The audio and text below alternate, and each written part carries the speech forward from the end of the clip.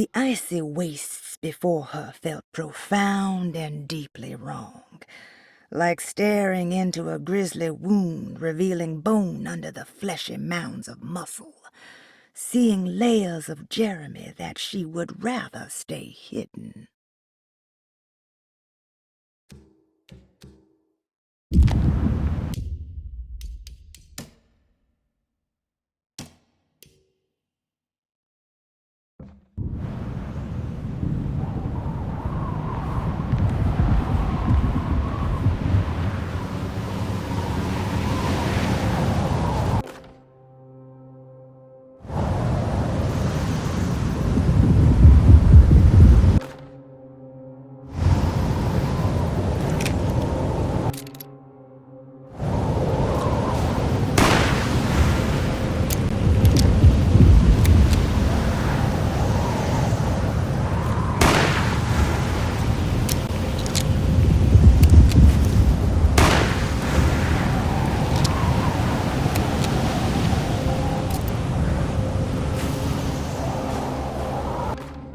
We found the ancient Stellarium perched on a cliff facing the Arctic Ocean after a day of sailing due north of the Eskimo encampment.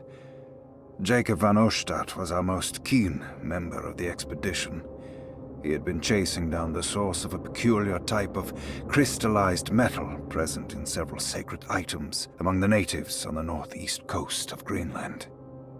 The site was a remarkable find for any explorer, and we were all enraptured in our search for enlightenment and meaning. The surviving architecture seemed almost unearthly in origin and astonishingly sophisticated. The metal Jacob was searching for was abundant, almost ubiquitous. We were so taken by our find that we were surprised by the sun falling below the horizon. As we quickly picked up our gear, ready to head back to our camp, Jacob van Ostadt declared that he wanted to stay. He was adamant. We begged him to reconsider. The night would be getting colder by the hour, and we feared for all our safety. Jacob refused, threatening us with violence if we wouldn't leave him alone. As the snowfall turned heavier, we left him there on his own. The next day, the weather became worse, and we had to spend hours enforcing our shelter as our tents became increasingly useless. The group had written off Jacob, thinking he must be dead. I had an urge to make one final attempt to save him, so I headed out as darkness fell with a handful of flares and headed toward the coast and up the climb towards the Stellarium.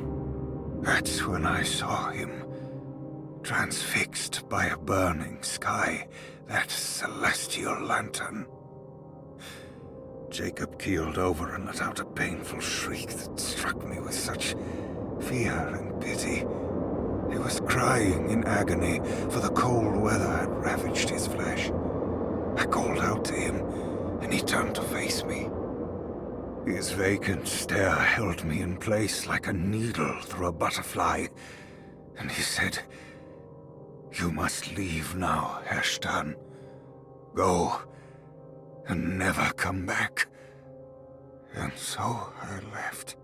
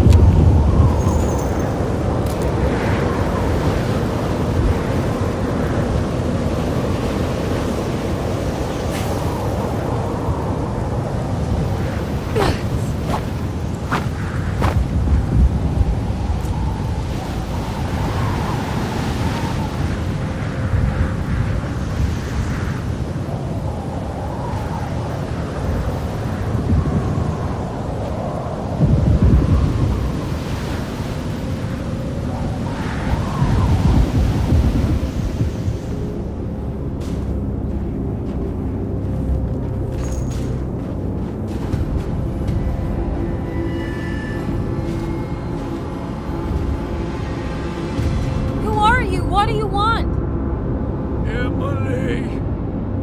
You should not have come. Yeah, hey, we can talk about this. It's too late for that. It's too late.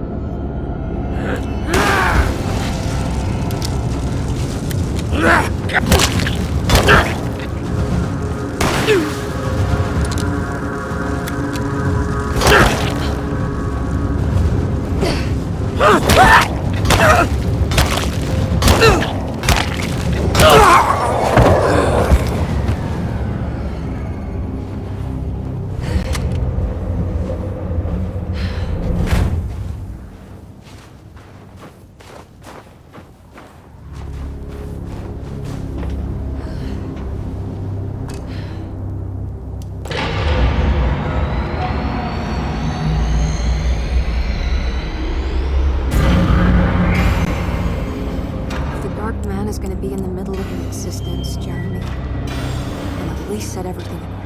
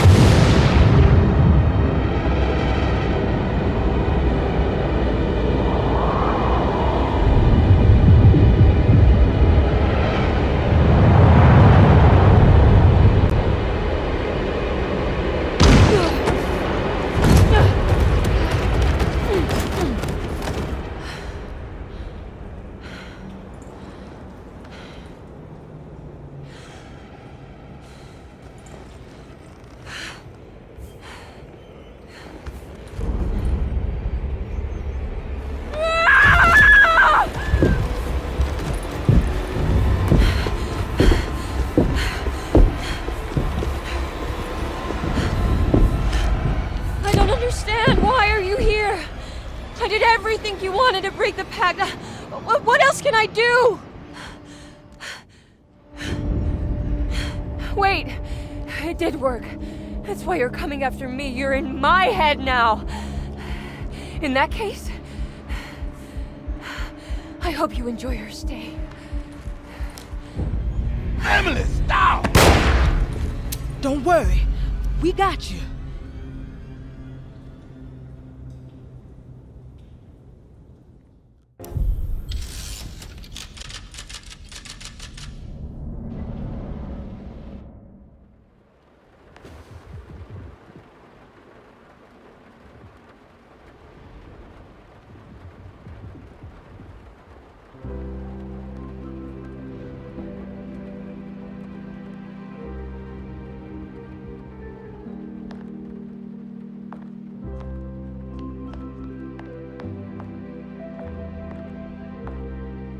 Are you alone? Or is he in there with you? Miss Hot, what is up? Heard you almost painted the foyer with your own blood and guts. Good to see you still in one piece. Stick around, will you? It's going to be an exciting night.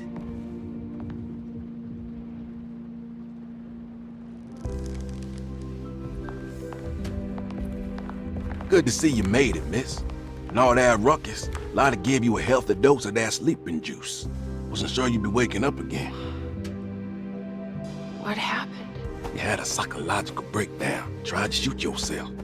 Sorry for the manhandling, but we just wanted to save you. You also stabbed Jeremy in the eye. Is he alright? He's a little strange, but everything else is back to normal. Really? I broke the pact? I don't know what you did, but it worked. Let's see you standing up, miss.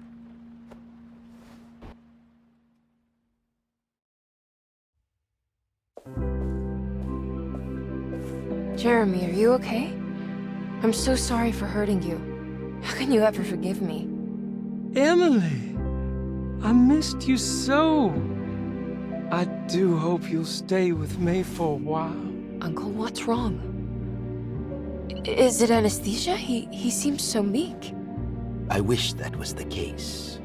It turns out that you managed to lobotomize him. It's actually quite impressive considering your technique. This is permanent? You sacrificed a piece of his mind to save the whole. It's a little like treating a bad knee by cutting off the leg. It's blunt, but it works. That's terrible. Perhaps. But at least he won't suffer anymore.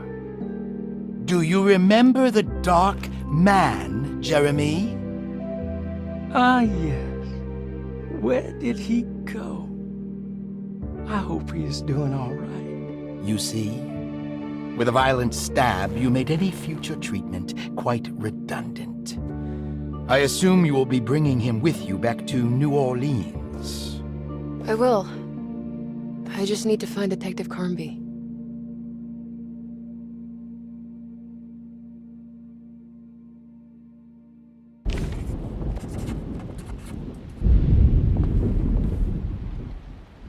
I'll be back soon, Jeremy. Then we'll go back to the city. How fun. I do like riding in the motor car.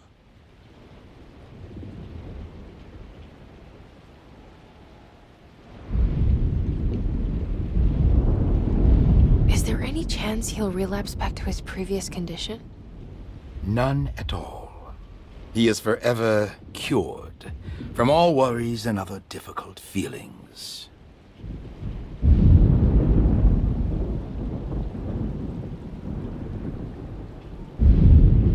Have you seen Detective Carnby? I'm sure he's around here somewhere, poking and prodding.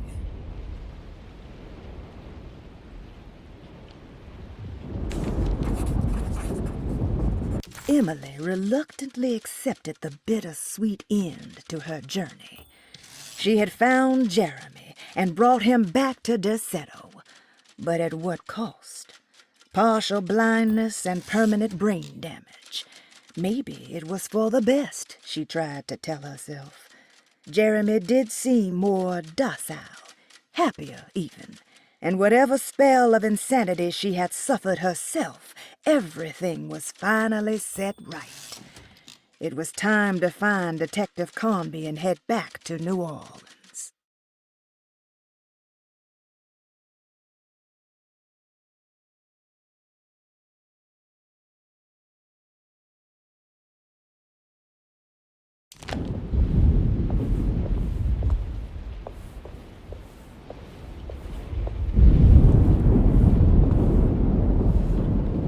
Well done, Miss Hartwood. You officially made Derceto the dullest place in existence again.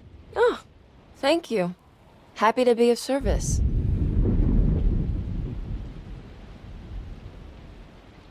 Have you seen Detective Carnby anywhere? Still chasing that lovable palooka around, are you? I'm sure you'll find him.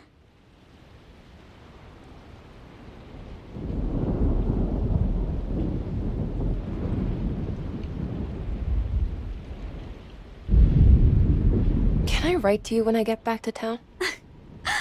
You are too sweet, Miss Hartwood. I'll look forward to reading all about your tedious routine.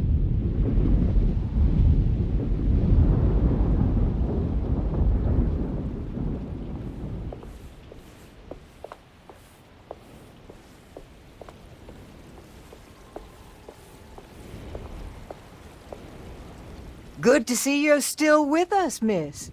Are you hungry? No, thank you. I'm still a bit woozy.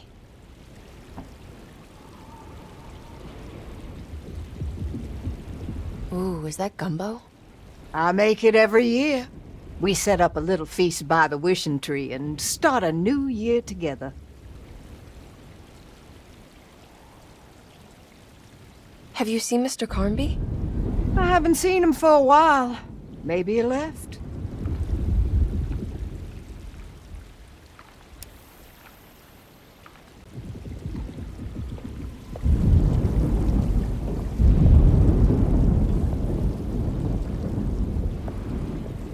Do you know what's about to happen here? Oh, just a little ceremony we do each year on the eve of St. John. We raise our glasses to the old wishing tree here and ask for a better year.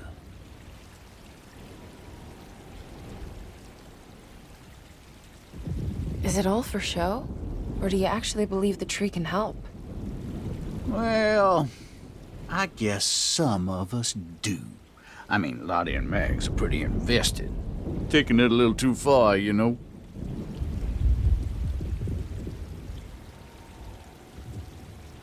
Sounds like you might be in a cult. Yeah, I can see how you think that.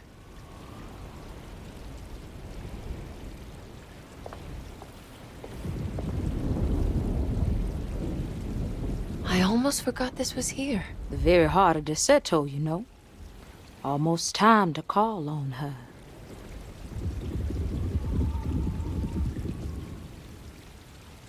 What is it that you do? Is it like the voodoo rituals you read about in the papers? I don't know, miss. I never saw one up close. My family has always been suspicious of the hoodoo.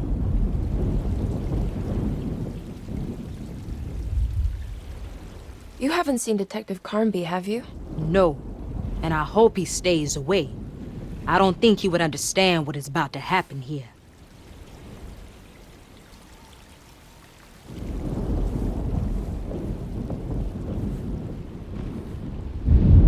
What are you doing? Preparing for the ceremony. This time she will come. I'm sure of it. Who's coming, Grace? The Black Goat of the Woods, the mother of 1,000 young.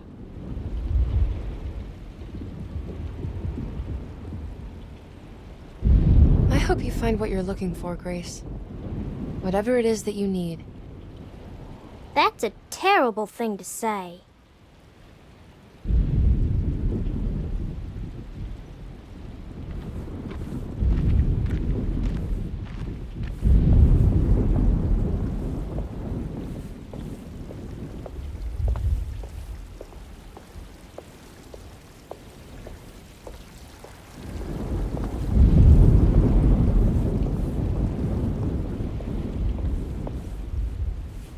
Looks like a storm's coming. Radio says it could get real bad. Floodings and such.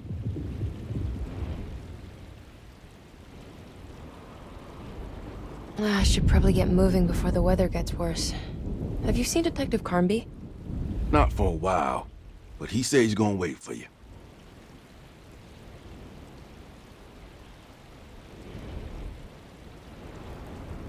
Take care, Baptiste.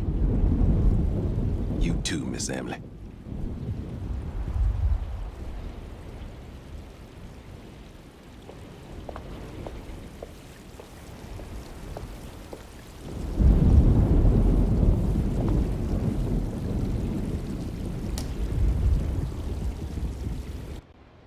Everyone knows what to do? Y'all know the new words. Mrs. Thompson, we talked about this. I'm not sure everyone is comfortable. Doctor, I insist. This is important. We've waited for so long, Doctor. Let's just go with the old song. Not every change is an improvement. Boss, good or bad, we need to move forward.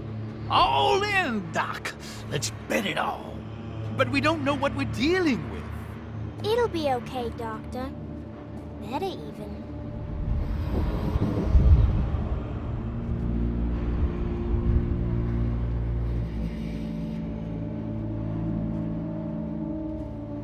Ever there are praises and abundance to the black goat of the woods.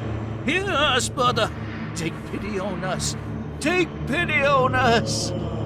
Ever there praises and abundance to the black goat of the woods. Ever Hear us, take pity on us. Take pity on us. Hear us,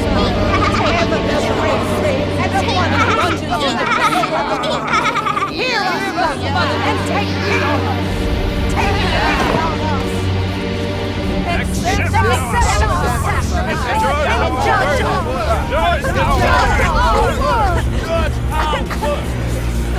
What are you doing? This is madness!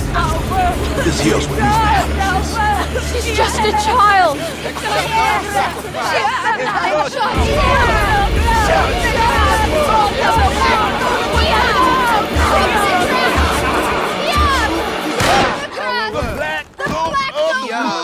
With 1,000 years! Edward! Get out, Emily! We're leaving! No! There has to be a sacrifice!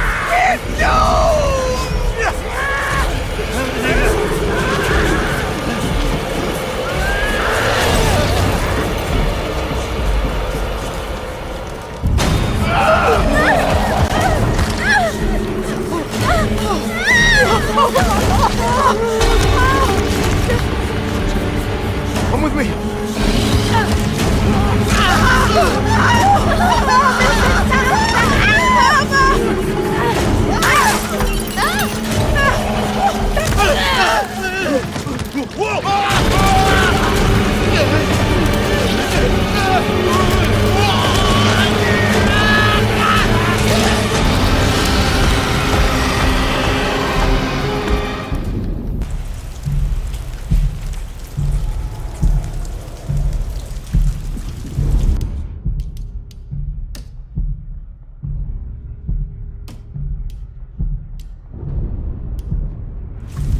Emily Hartwood arrived only moments later.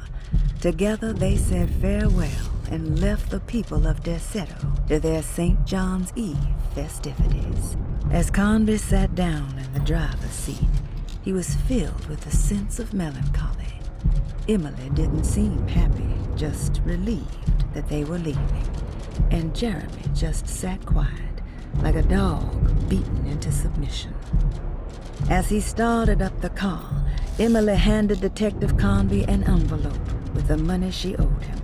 He sighed, accepted the bittersweet end, and drove back to New Orleans.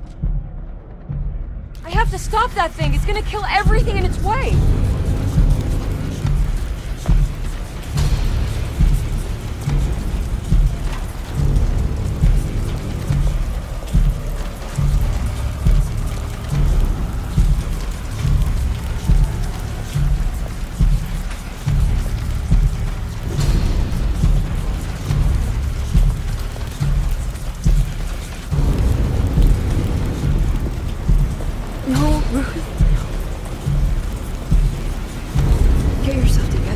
You have to finish this.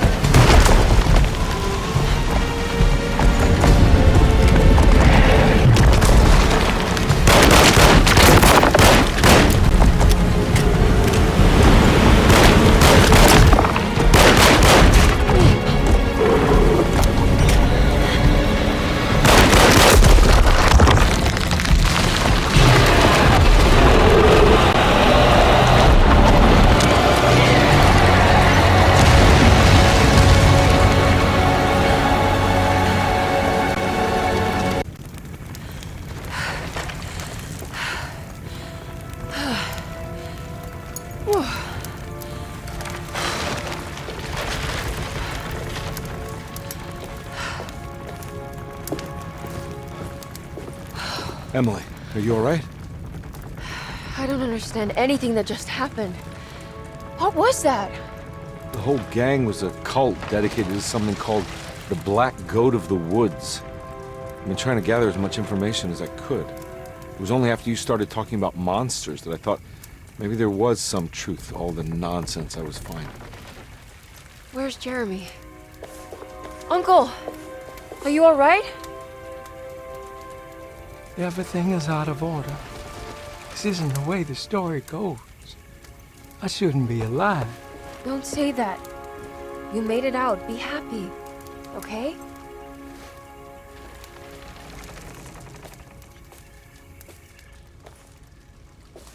Hey, kid. You doing alright? It wasn't what I expected, but you can't always get what you want.